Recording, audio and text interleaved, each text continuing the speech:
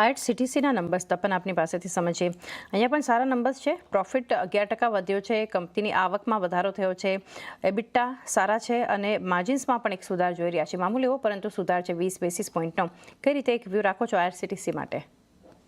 આઈઆરસીટીસીનું તમે જો તો એટલું મુવમેન્ટ નથી આવ્યું. વન ઓફ ધ રીઝન એ છે કે ગવર્મેન્ટ ઇન્ટરફરન્સ ખાસું એવું આ સ્ટોકમાં વધી રહ્યું છે અને ઓફકોર્સ એક તરફનું મોટો કે ને કેશ જનરેટિંગ મશીન છે આઈઆરસીટીસી એમના માટે. અને જે રીતે ટુરિઝમ વધી રહ્યું છે, ઇન્ટરનેશનલ પેકેજીસ ને એ બધું ડ્રાઈવ કરી રહ્યા છે, એથી ફાયદો થશે આમને. ઇવન કેટરિંગ બિઝનેસ પણ સારું કર્યું છે. ઇવન જે એમનું બોટલ બિઝનેસ છે એ પણ સારો એવો છે. તો બ્રાન્ડ મોનોપોલી તો છે, એમાં કોઈ ડાઉટ નથી. અને ડોમેસ્ટિક ટ્રાયલ વધવાથી આઈ થિંક અહીંયા પણ તેજી એવું દેખાય એ રીતે એમની ડિમાન્ડ રહેશે. સો મને લાગે છે કે ટુરિઝમ સેગમેન્ટના લીધે almost double digit growth Q3 પણ રહેશે. ઇબિટા એક સારું એવું માર્જિન પણ છે.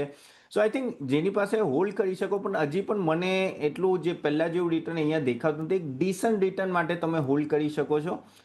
પણ અગર બાય કરવું હોય તો I think on dips buy કરીએ તો વધારે સારું. તો અહીંયા બાય ઓન ડિપ્સ અને હોલ્ડ કરી શકો છો. તમારી પાસે અગર અહીંયાથી કંપની સ્ટોક્સ છે અગર IRCTCના, તો એક લોંગ ટર્મ માટેનો એક વ્યૂ. IGL માટે